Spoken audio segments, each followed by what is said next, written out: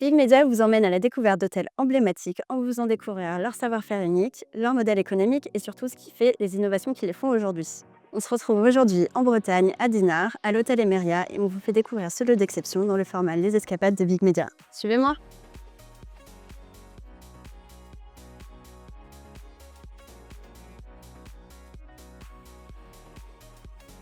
Bonjour Bruno, Bonjour Myriam. merci de nous recevoir aujourd'hui à l'hôtel Emeria. Il me semble qu'il y a eu une rénovation en 2024, est-ce que tu peux nous en parler? Quelle était la vision derrière?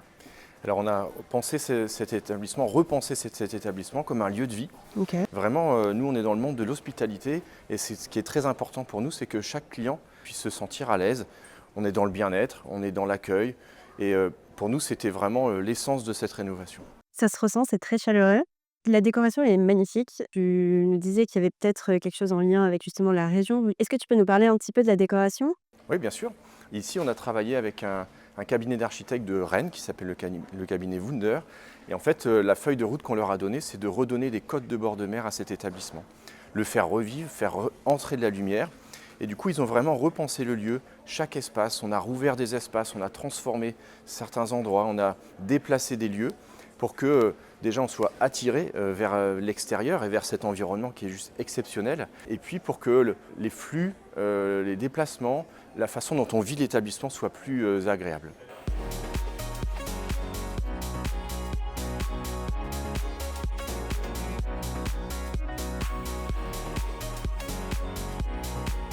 La vue est absolument splendide, mais c'est vrai que nous sommes ici à Dinard en Bretagne. Il y a quand même une certaine notion de saisonnalité à gérer, surtout sur l'aspect business. Comment vous vous y prenez? Alors nous, on a beaucoup de chance parce qu'en fait, c'est un établissement qui reçoit différents types de clientèle et qui nous permet finalement d'avoir une activité relativement stable tout au long de l'année.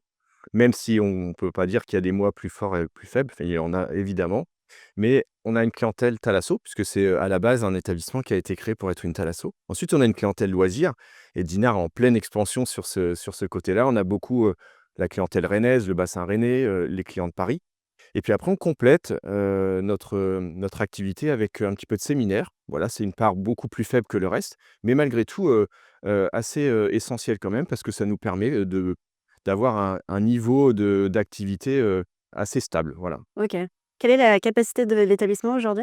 On a 167 chambres, on en a 103 qui sont ici côté mer, et puis 64 qui sont plus côté parc. J'imagine que du coup, ça demande beaucoup de personnel. Tu dois être un petit peu le chef d'orchestre du coup de l'établissement. Toi, en tant que directeur, quelles sont les valeurs entrepreneuriales que tu as envie de transmettre? Ah, moi, j'aime beaucoup cette image de chef d'orchestre parce que, et j'en parle souvent de cette manière-là à mes collaborateurs, il y a 200 collaborateurs dans l'établissement. On joue une partition qui doit être la plus jolie à entendre pour nos clients. Et ça, j'aime beaucoup cette image. Quelle valeur entrepreneuriale on transmet aux équipes? J'aime beaucoup la valeur, enfin, la notion d'engagement parce qu'aujourd'hui, c'est quelque chose qui est plus difficile à obtenir avec les jeunes générations. C'est des générations qui zappent plus, mais quand on arrive à les engager, ça donne vraiment des choses extraordinaires. Le courage, parce qu'il en faut en permanence, l'audace et la pugnacité. Merci Bruno pour ces explications. Avec plaisir. Du coup, on peut découvrir le lieu? Et ben, je te propose de t'accompagner. Merci.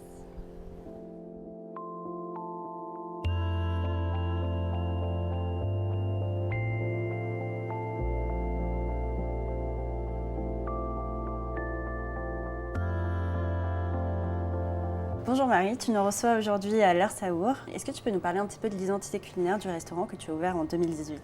Exactement, donc comme on dit, le restaurant a été ouvert en 2018. Donc pour venir compléter l'offre de la Thalasso, où il y a déjà un restaurant traditionnel et un restaurant de bar. L'idée de l'Arsaour, c'est vraiment d'avoir des saveurs différenciantes de tout ce qu'on peut retrouver ailleurs. C'est pour ça même que l'Arsaour veut dire nuance de saveur en breton, en traduction. La chose un peu spéciale, c'est qu'il n'y a pas d'entrée plat dessert chez nous, c'est vraiment les gens qui commandent au fur et à mesure. On part des idées apéritives au tataki, carpaccio, tartare, pour ensuite aller sur des plats chauds et pourquoi pas finir avec un dessert. L'hôtel a connu du coup une rénovation en 2024 avec beaucoup d'innovations, beaucoup de changements. Est-ce que tu peux nous expliquer comment ça a impacté du coup la cuisine? On a ouvert en 2018. On était plus sur un concept de restaurant vraiment de fusion entre l'Asie et la Bretagne. Et donc là, on a décidé de vraiment s'élargir. L'idée, c'est vraiment de partir vraiment d'Amérique latine jusqu'en Asie.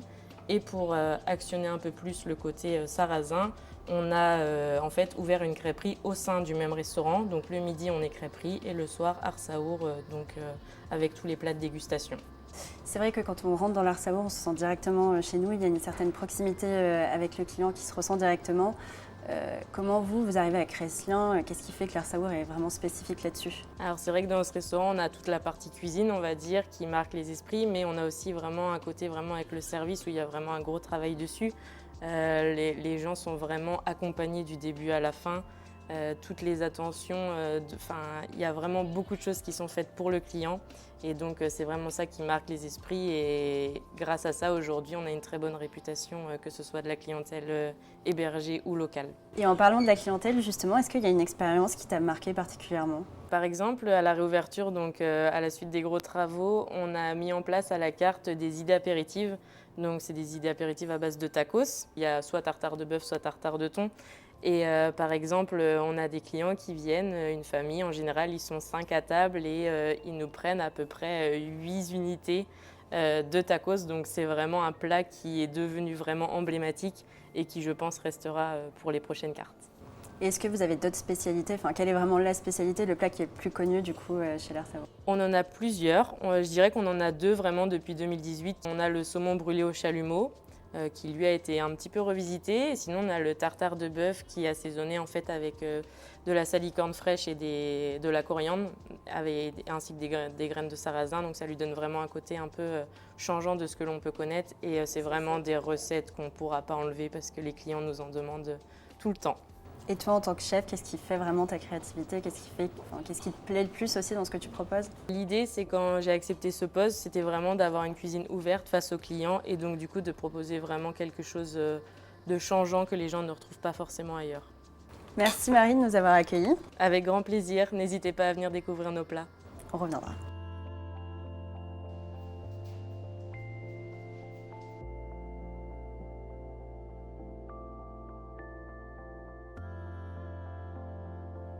Bonjour Sabrina, on est du coup dans une partie un peu plus spécifique de l'hôtel Emeria qui est Maison Emeria. Est-ce que tu peux nous expliquer un petit peu l'expérience et ce qui est assez unique dans ce lieu? Donc Maison Emeria, c'est pour allier la technologie avec le manuel. Donc on personnalise vraiment les soins, on est sur de sur-mesure. On va travailler donc avec la technologie, on a différentes technologies. Au niveau du visage, nous avons l'hydrafacial et le jet peel. Donc voilà, on est vraiment axé sur tout ce qui est anti-âge. Au niveau du visage, on a le jet peel et nous avons l'hydrafacial. Est-ce que tu peux nous expliquer un petit peu aussi en quoi ça consiste? Le jet peel, c'est de la barophorèse. Donc la barophorèse, c'est que nous allons avoir un jet subsonique qui va être différent au niveau de la pression de l'extérieur de la peau avec le tissu interne. Et en fin de compte, ça va ouvrir plein de petits microcanaux et on va faire pénétrer de l'acide hyaluronique avec de l'aloe vera. Je te propose qu'on fasse une démonstration directement. Ok. Donc Myriam, je vais te faire découvrir le jet peel. Donc le jet peel se passe en différentes phases. Donc on va commencer par la phase de drainage. Donc on va tout envoyer vers les ganglions lymphatiques. Ensuite, on va avoir la phase d'exfoliation et ensuite, on choisit le booster en fonction des typologies de peau ou des problématiques de peau. Donc, on peut aller vers l'hydratation et une personne d'un âge un peu plus avancé, on va aller vers de l'anti-âge. Donc, tu vois, on a une pression qui est différente, c'est un jet subsonique. Et après, quand on travaille en peeling, donc en fonction, on va travailler comme ça. Après, quand on veut travailler sur des rides bien précises, par exemple les plis nasogéniens, voilà, on va insister sur les rides. Voilà. Sabrina, c'est vraiment génial cette personnalisation. Comment ça vous est venu? Est-ce que ça répond à un besoin? Est-ce que, je sais pas, c'est quelque chose que tu as vu sur le marché? Tu t'es dit qu'il fallait que ce soit ici à Maison Emeria? Alors déjà, avant d'ouvrir Maison Emeria, pendant 2 ans, nous avons essayé plein de choses. Donc on a fait différents tours de France un petit peu pour aller essayer les appareils.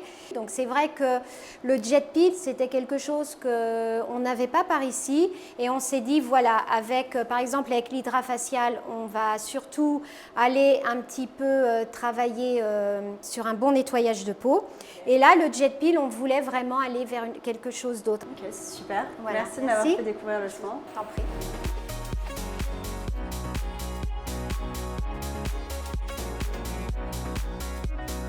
Voilà, on arrive dans l'espace salle de sport avec différents appareils, des appareils de cardio training, des appareils ciblés un petit peu plus musculation.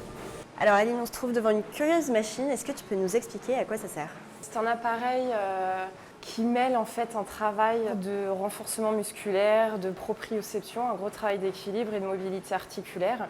En fait, la personne se trouve sur une planche qui est sur une demi-sphère et qui est sans cesse en mouvement. Et ça répond à quelle typologie de problématique du coup? Ça peut compléter un travail qui peut se faire à côté en salle de sport, mais où on viendra un peu optimiser une séance de renforcement musculaire, c'est-à-dire que plus de muscles vont venir travailler. Vous pourriez faire des squats sur un tapis où le sol ne bouge pas. Là, de faire des squats sur une plateforme qui est instable va venir contracter plus de muscles finalement que si on était en statique. Donc ça vient optimiser vraiment une séance. Ce serait bien du coup qu'on voit une petite démonstration. Bien sûr. Alors là, avec les élastiques, et là ça va être de faire une légère rotation en emmenant les bras vers l'arrière. Donc c'est là où on voit que le placement des pieds sur la plateforme, qu'on soit plutôt devant, plutôt derrière, ça joue énormément. Ouais. Donc après, c'est vrai que quand c'est coaché, là on est guidé. Quand on a la petite carte d'abonnement, on vient faire sa séance et puis on voit qu'il y a quand même une bonne progression parce qu'on peut rester sur des mêmes exercices. Si on sent qu'on est de plus en plus à l'aise, on augmente la vitesse. Là, on rebelote vers l'arrière.